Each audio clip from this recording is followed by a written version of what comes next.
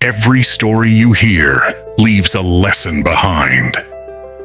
This is Story Times.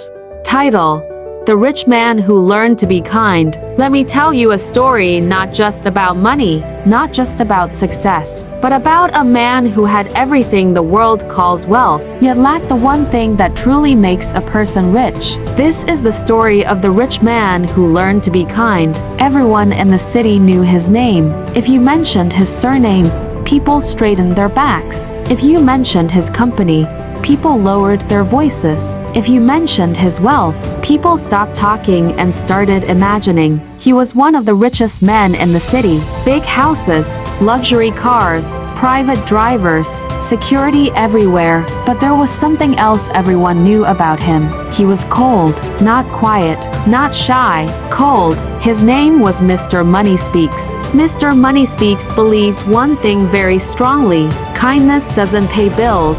He built his empire with discipline, ambition, and zero patience for weakness.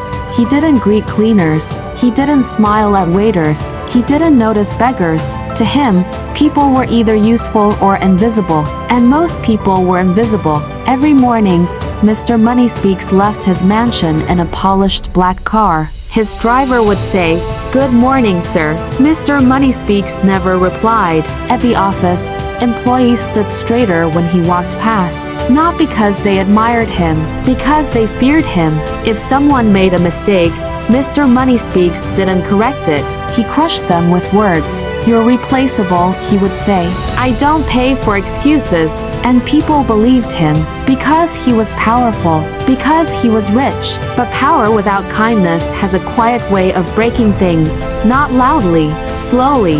One evening, after closing a massive business deal, Mr. Money Speaks attended a high-class charity dinner. Ironically, it was a charity event, but Mr. Money Speaks wasn't there to give. He was there to be seen. Cameras flashed. Applause followed his entrance. People smiled too widely around him. During the dinner, a young waiter accidentally spilled a few drops of wine near Mr. Money Speaks' plate. The hall went silent. The waiter froze. Mr. Money Speaks looked at his suit, then slowly raised his head. "Do you know how much this suit costs?"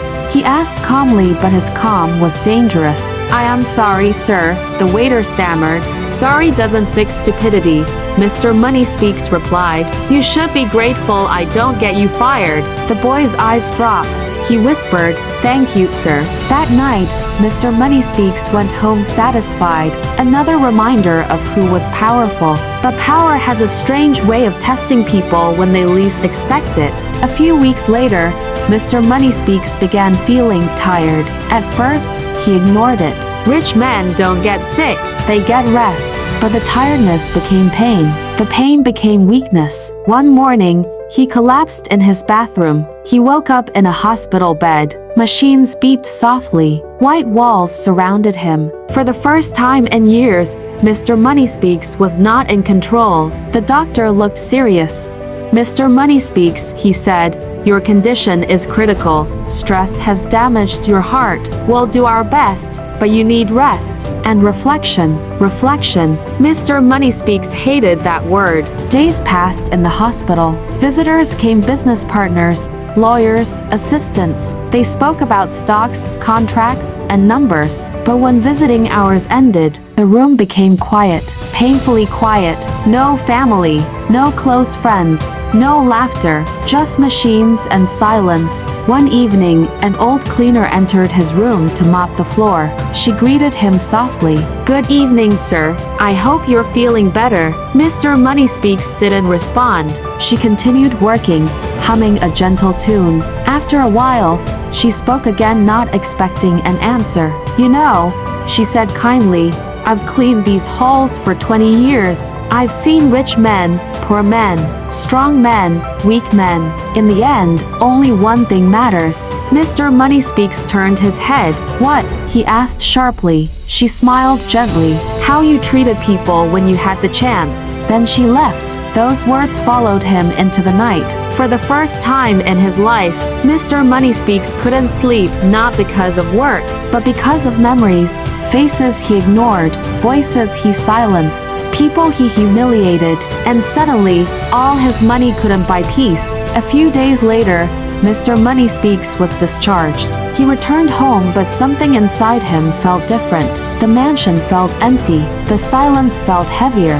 The next morning, something unexpected happened. As Mr. Money Speaks stepped into his car, his driver said, "Good morning, sir." And this time, Mr. Money Speaks replied, "Good morning." The driver almost dropped the keys. At the office, Mr. Money Speaks noticed something he never had before. Tired eyes, nervous hands, human beings. An employee made a mistake during a meeting. Everyone waited for Mr. Money Speaks to explode, but he didn't. He took a breath. "Let's fix it," he said calmly. The room froze. Then slowly, relief filled the air. Mr. Money Speaks didn't become kind overnight.